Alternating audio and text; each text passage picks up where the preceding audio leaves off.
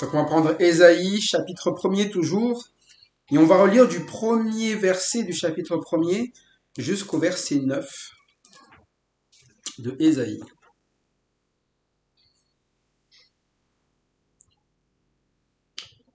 Vas-y, je commence à ma droite jusqu'à ma gauche. Prophétie d'Ésaïe, fils d'Amos, sur Juda et Jérusalem, au temps d'Ozias, de Jotham, d'Achaz, d'Échésias, roi de Juda. Cieux, écoutez, terre, prête l'oreille, car l'Éternel parle.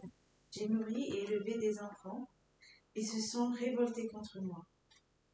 Le bœuf connaît son possesseur, et l'âne connaît la crèche de son maître. Israël ne connaît rien. Mon peuple n'a point d'intelligence. Malheur à la nation pécheresse, au peuple chargé de fautes, à la lignée des méchants, aux enfants corrompus.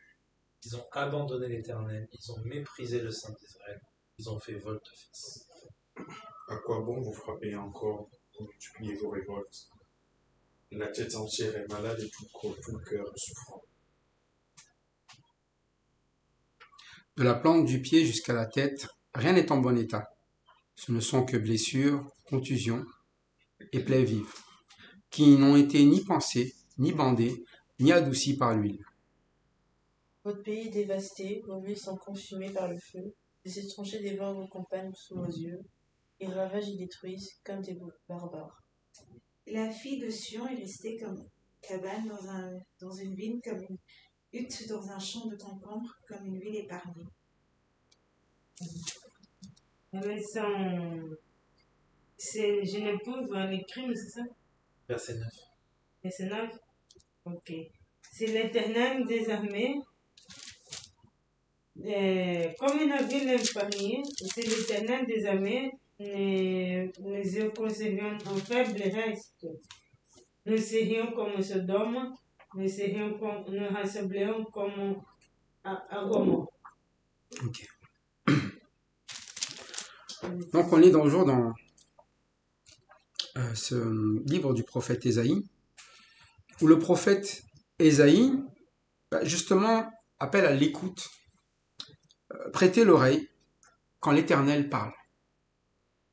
C'est une chose qui est toujours compliquée pour l'homme, c'est écouter.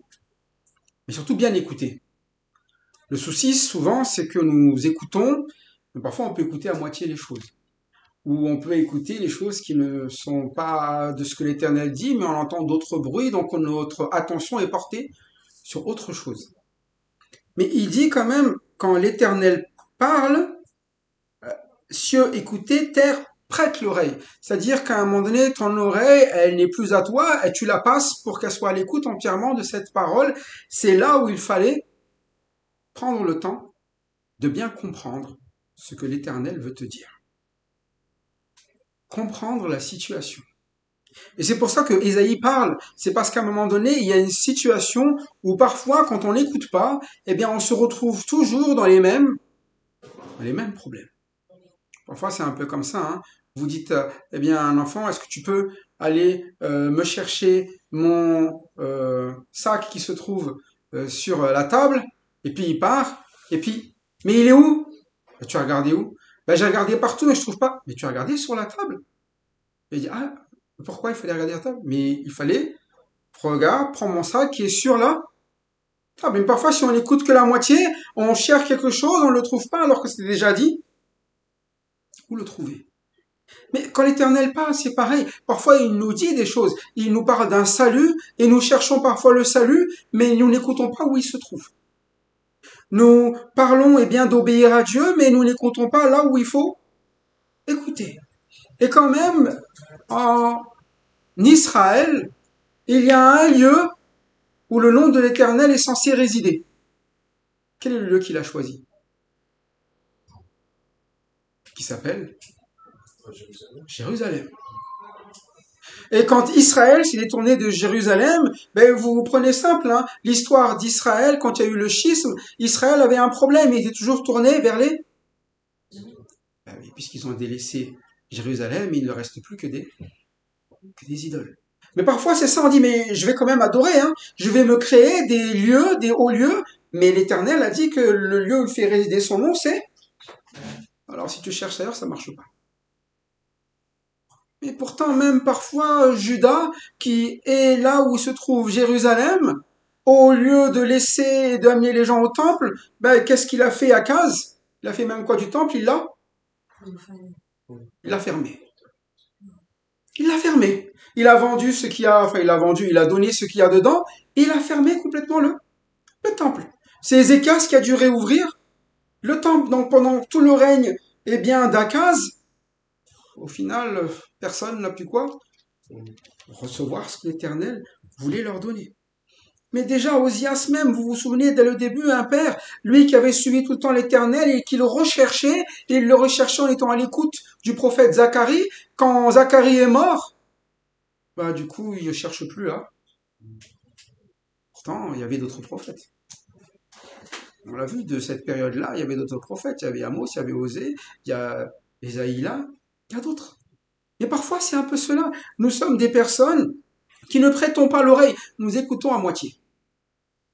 Nous n'écoutons que ce que nous voulons entendre. Le Seigneur veut nous nourrir en passant par ce que nous entendons, mais il dit, j'ai nourri et élevé des enfants, mais ils se sont révoltés contre moi.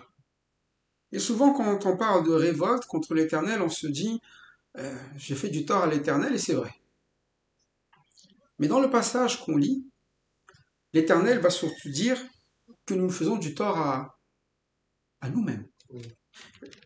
Si on arrive, eh bien, au verset 5, c'est là où nous sommes, 5, 6, 7, c'est pas l'Éternel qui est malade, c'est pas l'Éternel qui souffre, c'est pas l'Éternel qui est en mauvais état, ce n'est pas l'Éternel qui est dévasté. Celui qui est malade de la tête entière, c'est qui? Ce sont ces enfants qui se sont révoltés. Celui qui a le cœur qui souffre, c'est qui? Ce sont ses enfants. Et pourtant, ils pensaient bien se porter. Hein. On peut se porter bien sans Dieu. Hein. Ça va, ça se passe bien. Pas besoin du temple. Pas besoin d'écouter la parole de Dieu. Pas besoin de venir à l'écoute. On sait faire. C'est ça les rebelles. Un rebelle, un révolté, il décide de faire les choses à la façon de qui? Quand vous vous révoltez, c'est que vous avez décidé de faire autrement que c'est actuellement. Hein. Ça veut dire que vous avez une autre manière de faire et c'est la nôtre. Quand un enfant se révolte, il ne se révolte pas contre n'importe qui. Qui sont à la base ceux qui sont censés faire quoi? Vous élever. Donc quand on se révolte contre celui qui nous élève, ça veut dire qu'on ne sera pas quoi? Élevé. C'est ça l'absurdité, eh bien, des enfants qui se révoltent. Parfois Dieu, il a ce message qui est simple, je vous nourris. Il dit j'en veux pas. Mais qui est-ce qui va pas manger alors? C'est l'enfant. Mais l'enfant, quand il mange pas, quand il boude, il a l'impression qu'il a ce qu'il veut. Mais en réalité, il a surtout ce qui lui manque. Un parent, il est là pour vérifier si l'enfant mange bien. Est-ce qu'il mange bien? Est-ce qu'il mange équilibré? Est-ce qu'il a tout ce qu'il faut? Ou il se révolte à chaque fois qu'on lui donne quelque chose? Mais s'il se révolte, vous connaissez hein, les enfants, si à chaque fois ils n'acceptent pas ce qu'on leur donne à manger, on finit par manger tous les jours quoi? Est-ce que tu mangerais bien tous les jours? Ah, c'est ça. Hein. Vous lui mettez des bonbons toute la journée ou vous lui mettez un repas équilibré. Ne soyez pas étonné, hein. Il va se tourner toujours où? Pourtant, vous savez ce qui va se passer. Hein. S'il mange que des chocolats, c'est indigestion. S'il mange que des bonbons, c'est des caries. Dans tous les cas, son corps va en subir les dégâts. Mais c'est pour ça que l'Éternel, il dit quand même, j'ai nourri des enfants, je les ai élevés, je leur ai donné toujours de la nourriture qui était bonne. J'ai veillé sur eux, je me suis occupé d'eux, et eux, ils se sont abandonnés. J'ai même quoi mis de nombreux châtiments, à chaque fois pour les faire revenir. Et là, il dit, mais quel châtiment nouveau vous infligez quand vous multipliez les révoltes? C'est vraiment un père. À chaque fois que quelque chose eh bien, ne va pas, il ne laisse pas les choses se faire, il châtie. Pourquoi? Pour les ramener de leur révolte. Parce que le danger, c'est la révolte. Celui qui n'écoute pas, c'est celui qui se révolte. Hein. C'est ça les enfants de Dieu. Quand est-ce qu'on se révolte? Quand nous arrêtons d'écouter. Non, c'est bon, j'ai plus besoin. Parce que Dieu, il a essayé de nous nourrir par une manière. Hein, l'homme ne vivra pas de pain seulement, mais de tout ce qui sort de la bouche de Dieu. On se nourrit par ce qui sort de la bouche de Dieu. Et c'est pour ça qu'il envoie des prophètes. Parce que quand il envoie des prophètes, il sort ce qui vient de la bouche de l'Éternel a parlé. Et quand on n'écoute pas, eh bien, c'est là qu'arrive la tête entière est malade, le cœur est souffrant. Et quand la tête est malade, parfois on le fait, on ne remarque pas, hein, mais la tête est malade tout simplement parce qu'on prend des directions qui sont mauvaises. Hein, quand la tête est malade, même si tout le corps est en bonne santé, qu'est-ce qui va se passer? Vous avez un fou. Il est en bonne santé, mais sa tête devient malade du jour au lendemain. Qu'est-ce qui va vivre son corps? C'est là qu'ils se retrouvent parfois avec des personnes, on est obligé de les attacher et mettre dans une camisole. Pourquoi? Qu'est-ce qu'ils font? Ils se mutilent. Tout allait bien, hein, mais si la tête est malade, tout le corps, on subit le dégât. C'est pour ça que c'est la tête d'abord de se dire, mais votre direction. Si la tête est à l'écoute de Dieu, si les directions que l'on prend sont celles de Dieu, ça ira. Si nous commençons à prendre des directions telles que nous le pensons, comme des révoltés, bah, les rebelles, on a tous aimé être rebelles peut-être quand on était jeune, mais généralement les rebelles, c'est pour défier les choses qui sont... On appelle ça, il y a un âge où on aime bien prendre des risques. Hein. C'est ça la rébellion. C'est limité là à 120, je vais essayer de rouler 240. Je vais essayer d'aller au maximum de la vitesse parce que j'aimerais connaître cette sensation grisonnante, mais je sais que je ne devrais pas le faire parce que si je risque de... Mais j'ai envie de le faire. Hein. À l'âge, il y a un âge dans la vie et on l'apprend, on sait très bien qu'à un âge, ils veulent absolument briser toutes les règles pour faire les choses qu'ils ne pouvaient pas faire. C'est ce qui arrive souvent, hein. Parfois vous avez des éducations et puis t'as pas le droit, t'as pas le droit, t'as pas le droit. Et dès qu'ils quittent la maison, je vais essayer tout ce que j'ai pas pu faire. C'est ça, il y a une révolte, il y a quelque chose où je suis pas d'accord, j'ai pas le choix, mais je ne suis pas. Donc quand je partirai, je ferai tout ce que je n'ai pas. Parfois c'est notre façon de penser. Mais avec Dieu, c'est pas ça. N'abandonnez pas l'Éternel. Même quand à un moment donné, ça va bien, quand vous vous sentez fort, n'abandonnez pas l'Éternel. Si la tête est malade, il va y avoir des problèmes. Et les rebelles, c'est ceux-là. Ceux qui font des accidents, ce ne sont pas les gens qui font attention souvent, ce sont les rebelles. Hein. Comment ça se passe?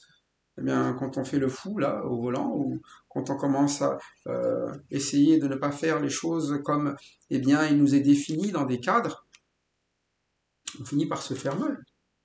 Si tu veux faire ton rebelle, comme vous avez l'image d'un rebelle, vous n'avez pas l'image de quelqu'un qui écoute. Hein. Donc vous entendez un rebelle, vous avez quelqu'un qui, dans la société, va toujours essayer de se mettre, pas juste à l'écart, vraiment, on parle vraiment de contre la société. Hein, contre la société. Donc tout ce que fait la société, dans tous les endroits où vous avez de la rébellion, en parler, etc., vous avez l'image de celui qui est rebelle contre la société, hein, comme on dit, je suis contre Babylone, c'est ça? Et puis là, tu commences à faire quoi? Tu sors à l'écart, tu sors à la société, pas de travail, on veut vivre tranquille, et là tu commences à prendre ton joint, et puis tu commences à vivre ton délire à l'écart de ce monde. En attendant, c'est toi qui détruis ta vie, ta santé, ton avenir, tout ce que tu veux.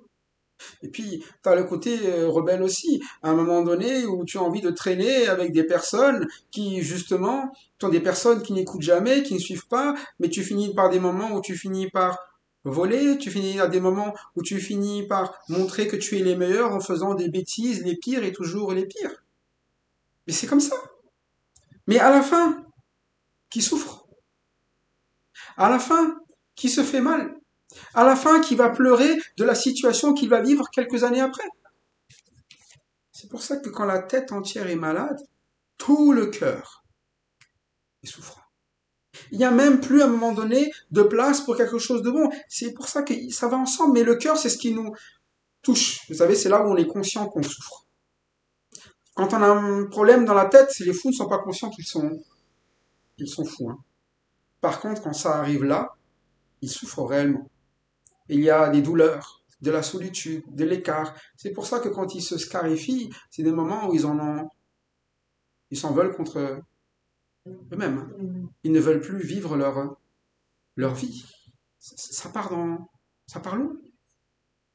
Et à la fin, il le dit au verset 6, de la plante du pied jusqu'à la tête, voilà le diagnostic. Il y avait la tête, il y avait le cœur, maintenant c'est de la plante des pieds jusqu'à la tête. Qu'est-ce qu'il y a?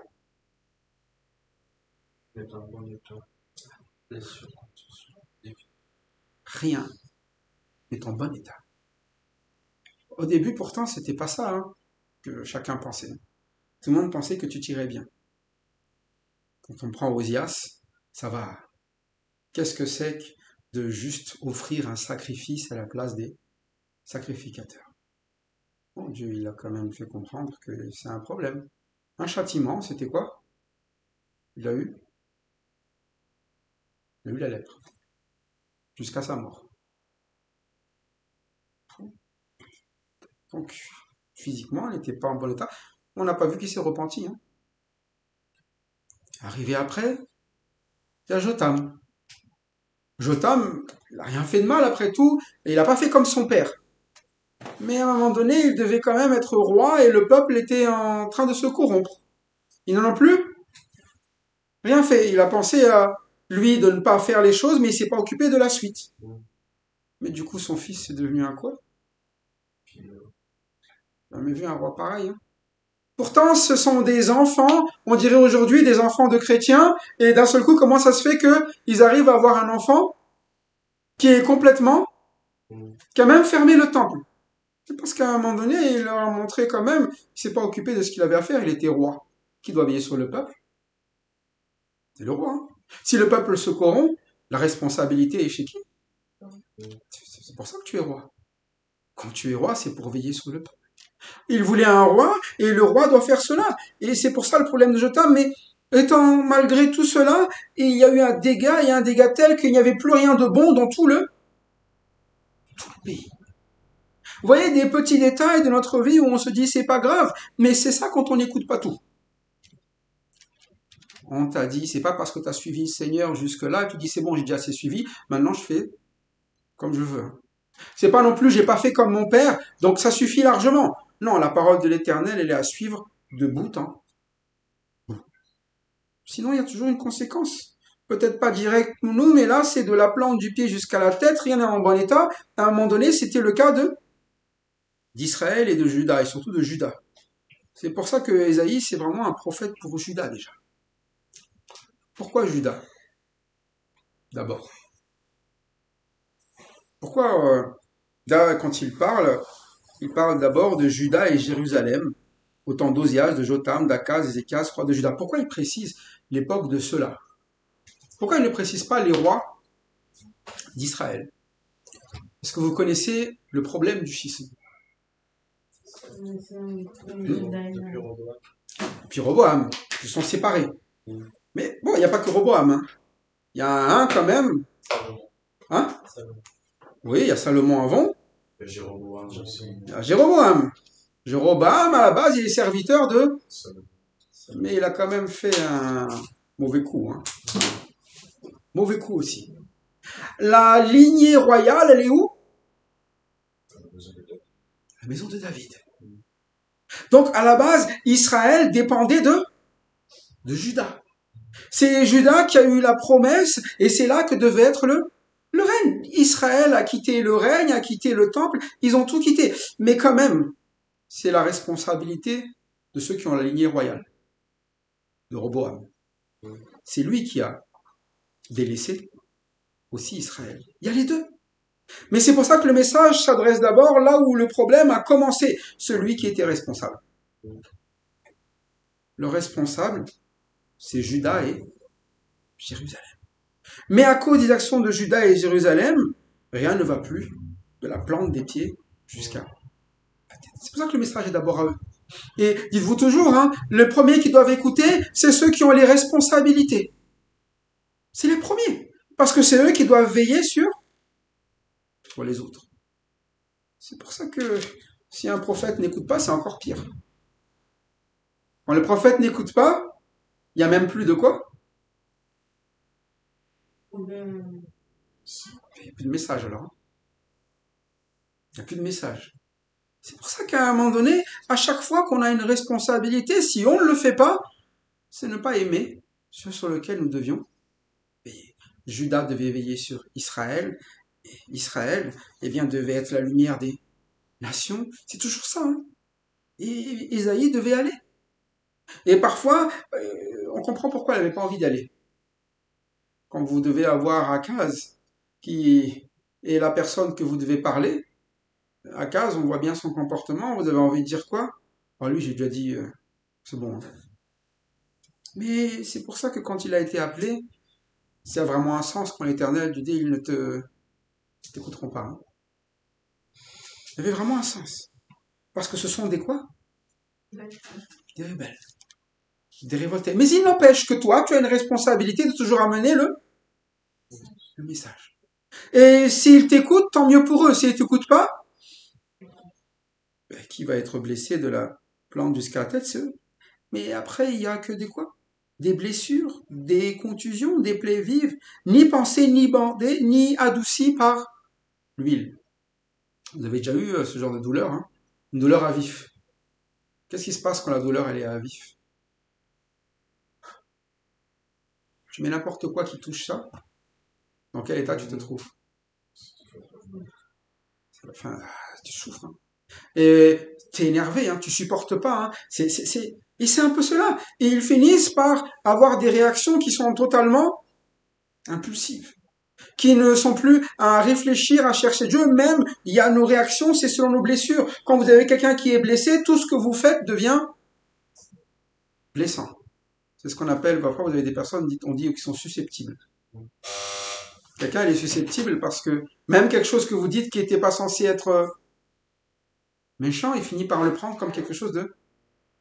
Mais on voit, c'est un peuple, on ne peut même plus leur parler. Chaque mot qui est dit, ils le prennent mal. Ils prennent tout mal. Pourtant, l'Éternel veut juste les ramener. Vous allez voir, hein. Ésaïe va dire, c'est ça les révoltés. Les révoltés, vous ne pouvez plus leur parler. À chaque fois que vous leur parlez, ils ont l'impression toujours qu'on est en train de s'opposer à... Pourtant, l'Éternel veut les nourrir. Il veut quoi? Il veut bander, adoucir, panser leur plaie. Mais si vous ne laissez pas l'Éternel faire, tout sera toujours difficile à vivre. Alors, c'est important de comprendre que la révolte, la première personne qui va en subir eh bien, les conséquences, c'est le révolté. C'est pour ça qu'il vaut mieux avoir des châtiments de l'Éternel que de vivre la conséquence de notre rebelle. Quand il nous châtie, c'est pour nous éviter de vivre ce qu'il y a derrière. Il multiplie même eh bien, les châtiments lorsque les révoltes sont multipliées. Et là, quand l'Éternel dit « Quel châtiment nouveau vous infligez ?» c'est que vraiment, il en a déjà fait beaucoup. C'est ça l'amour. Il faut toujours trouver. C'est pour ça que Hébreu l'apprend bien. Hein. Quel est le fils légitime que le père ne dit pas hein. C'est ça l'amour du père.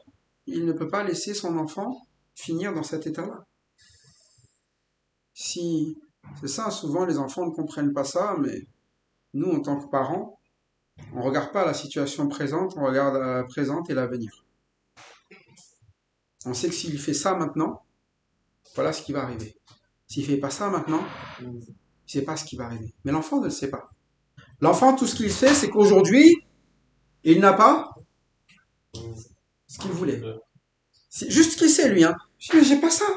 Et il est capable de mourir sur place à cause de ça. Mais c'est ça aussi, à un moment donné, c'est que nous, on voit de manière, je dirais, minuscule, hein, mais imaginez le Père, notre Dieu. Il voit des choses que nous sommes incapables de saisir souvent, hors de notre portée. Mais nous, parfois, nous voulons les choses comme nous voulons. Mais regarde l'avenir, c'est pour ça qu'il dit sa parole, il dit, voilà ce qui vous arrive, les révoltés. De la plante, du pied jusqu'à la tête, rien n'est en bon état. Il y a des blessures, ils ne seront ni pansés, ni bandés, ni adoucis, et votre pays est dévasté, consumé par le feu. Des étrangers dévorent vos compagnes sous vos yeux. Ils ravagent et détruisent comme les barbares. Est-ce que ça va vraiment arriver? Est-ce que ça va vraiment arriver? Mais est-ce que l'Éternel a averti? Ça commence déjà. Ça commence. Et c'est ça le souci, c'est que quand on est révolté, comme on n'écoute pas, ben c'est pas grave. Moi je sais mieux que toi. J'ai pas besoin de t'entendre. Mais après, quand on arrive dans la situation, quand ils vont être déportés, ils vont tous se retrouver comment? Alors là, ça va souffrir réellement. Hein. On va vraiment souffrir. C'est pour ça que l'Éternel, il a toujours cette compassion de nous dire les choses à l'avance pour nous éviter d'énormes soucis dans notre vie, et pas que la nôtre, ceux qui viennent aussi après nous. Et ce n'est pas parce que, eh bien, nous avons fait parfois des choses qui sont mauvaises que tout est toujours fini. Hein. L'Éternel, il a toujours cette miséricorde de sauver ce qui est détruit. Et vous l'avez vu, c'est vrai qu'Akaz, il a fait le pire. Mais derrière lui, chacun a fait tout exactement. Comme il est dit, comme nous l'avons lu, il n'y a eu aucun roi ni avant ni après comme Ézéchias. Mais devinez pourquoi. Qu'est-ce qu'il a fait? Il a tout remis dans le temps. Mais comment il savait comment il fallait faire dans le temple? C'est pas son père qui lui a enseigné. Hein? Le prophète, c'est... Isaïe. Isaïe va souvent s'adresser à lui. Mais même quand vous lisez le livre des Proverbes, à un moment donné, il y a quelqu'un qui a recueilli, sa maison a recueilli tout ce qu'il a trouvé de Salomon. C'est Ézéchias. Donc, en tant que roi, il voulait pas faire n'importe quoi. Il voulait comprendre comment est-ce qu'on fait quand on est un roi. Pas comme mon père a fait, pas comme je pense, comme ça a déjà été enseigné selon ce que le Seigneur a indiqué. C'est ça. Quelqu'un qui est capable de restaurer et d'être restauré même. C'est pour ça qu'il parle de cette fille. La fille de Sion est restée. Il y a un reste. Il y a toujours un reste. Et la fille de Sion, vous savez, quand on parle de Sion, on parle de Jérusalem, souvent. Mais on dit la fille, c'est-à-dire que c'est peut-être pas celle d'aujourd'hui, c'est celle d'après. Mais pourquoi? Bon, on va expliquer. Hein. C'est l'Éternel qui a conservé un faible reste. Mais la fille de Sion, elle est comment? Elle est restée. Comme une cabane dans une vie, comme une hutte dans un champ de concombres, comme une ville épargnée. Tout le contraire de ce qui était avant. Et c'est ça la vie avec Dieu. Dieu, vous savez, il veut une chose. Pour nous, pour nos enfants. Ce n'est pas un pays dévasté. Ce n'est pas un lieu dévoré. Ce n'est pas que tout soit gratuit, mais dans sa parole, il est là pour nous ramener ce calme, parfois même au milieu des conflits, des guerres, des problèmes, de la dévastation. C'est vraiment contrasté. Hein. S'il fallait faire un dessin de cette petite cabane et de cette hutte au milieu d'un champ de concombres à côté de toute la description du verset 7, vous vous direz, mais quel rapport? Comment un petit comme ça peut rester au milieu de toute cette dévastation? Mais vous savez, c'est ça le reste. C'est ça, eh bien, la miséricorde de Dieu. Nous, lorsque nous plaçons notre foi en Dieu, même si autour de nous tout part dans n'importe quel sens, nous pouvons rester fermes. Parce que, comme il le dit, si l'Éternel des armées nous avait conservé un faible reste, c'est lui qui est capable de conserver. Et pour conserver, il nous donne sa parole, il nous nourrit, il nous prévient, il nous avertit. Et le message d'Ésaïe, c'est vraiment ça. C'est un avertissement pour les révoltés que nous sommes. Pour les personnes que nous sommes qui ont besoin d'apprendre à écouter. C'est-à-dire de prendre le temps d'écouter dans les détails ce que l'Éternel veut. C'est pas un temple, c'est le temple. Ce n'est pas une parole, c'est la parole. Ce n'est pas, eh bien, un peuple, c'est le peuple de Dieu. Et parfois, nous dévions un peu de ce que Dieu dit. On dit l'important, c'est d'avoir un peuple. L'important, c'est d'avoir des paroles. L'important, c'est d'avoir un temple. Mais Dieu définit comment c'est. Mon temple, il est comme cela. C'est pour ça qu'Ézéchias, quand il va remettre les choses exactement comme c'est écrit. Il a commencé par remettre le temple, les sacrificateurs. Il n'est pas dit, c'est bon, je vais le faire à la place des... Non, il a restauré les sacrificateurs. Et il a commencé lui-même d'abord à offrir des sacrifices et après emmener le peuple à faire pareil. D'abord pour lui. Et c'est pour ça que on parle vraiment d'un reste. Ce reste-là, il doit vivre déjà clairement les choses de la parole de Dieu avant d'amener les autres à le vivre. Sinon, quelle différence entre nous et qui, il est dit? Il est passé à l'extrême. Hein. Il n'a pas choisi n'importe quel exemple. Hein. Pourtant, quand même, c'est Israël. Hein. Israël, ils sont religieux quand même. Ils croient en Dieu. Hein. Ils sont des personnes qui peut-être ont des prophètes encore. Hein. Il y a quand même eu des prophètes en Israël, mais beaucoup de faux prophètes aussi. Et tu peux faire ce que tu veux. Tant que tu n'écoutes pas l'Éternel, au final, il n'y a pas de différence entre toi et qui? Sodome et Gomorrhe. C'est pas parce que tu fais pas la même chose qu'eux, c'est pas parce que tu ne pratiques pas les pires choses que toi tu penses qu'il y a une différence. C'est pour ça que dans la suite au verset 10, quand il parle, c'est très ironique. Hein. Il utilise un nom maintenant quand il parle, il dit quoi? Le chef de Sodome. Dans le passage, à qui il s'adresse en réalité là? Israël. Mais maintenant, vous vous comportez, vous êtes exactement comme eux. Et vous savez ce que ça veut dire être comme eux. Vous savez leur faim, vous savez leur manière de vivre, et vous êtes exactement pareil. Et parfois, on a besoin d'entendre un message qui nous rappelle ce que nous faisons quand nous ne le voyons pas. Ce que vous condamnez, vous êtes exactement. Pourtant, vous pensez ne pas l'être. Parce que votre tête est malade. Hein. Parce que vous n'écoutez pas. Parce que vous ne faites pas attention. Alors pour nous, c'est important, dans notre vie spirituelle, de justement faire attention à ce qui est écrit réellement. De se dire, est-ce que c'est vraiment ce que je fais ou je ne garde que ce qui me plaît? Comme tout révolté, j'ai un petit peu cela. C'est toujours cette vidéo qui était un peu humoristique, c'est justement leur chantant, il critiquait un peu en disant Babylone, Babylone, tu nous prends tout, tu nous prends cela, on ne veut pas de ceci, on ne veut pas de cela. Et puis il y en a un qui commençait à chanter, oui, on ne veut pas de ton acédique, on ne veut pas de ton chômage, on ne veut pas de l'autre. Non, peut-être pas. Hein. Tu vois ce que je veux dire? Bon, ok, le reste, mais ça on garde. Et parfois c'est ça. On voudrait que Dieu nous bénisse, mais on ne veut pas le reste de ce qu'il demande. Hein. Mais c'est quoi la différence? Parfois, nous sommes comme ça.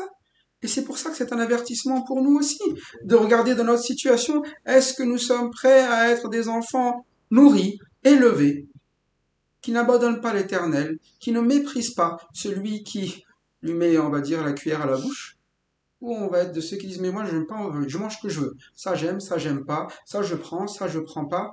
Non. Nous, pareil, quand on s'occupe de nos enfants, on leur donne ce qui est bon, pas ce qu'ils veulent aussi, parce qu'on sait qu'ils ont besoin de ça. Alors que nous soyons simplement des personnes qui soient à l'écoute, qui soient prêts à ce que Dieu s'occupe de nous et qui mettons Dieu à sa place. Il est Dieu. Ça veut dire que quand il prend une décision, la décision est divine. Et si une décision est divine, c'est qu'elle est un cadeau pour celui qui le reçoit. Que nous soyons reconnaissants de ce que l'Éternel s'adresse toujours à nous et que sa parole puisse être ouverte et qu'il soit glorifié et que Jésus-Christ, son Fils, nous puisse nous donner cette vie toujours conforme et revenir à lui. Parce que nous savons qu'il a payé pour cela. Nous savons que son sang a été versé. Et ça doit être ça l'évangile d'Ésaïe, hein, que vous le savez bien. Hein, il va annoncer la rédemption alors que Christ n'est pas encore venu. Et le message central de Ésaïe, c'est Jésus-Christ. Et pourquoi? Parce que c'est l'Éternel. Et il nous sort, nous enfants rebelles, pour nous délivrer du conséquent de cette rébellion, du péché. Voilà, que vraiment le Seigneur Dieu soit glorifié en Jésus-Christ, à lui seul la gloire. Amen.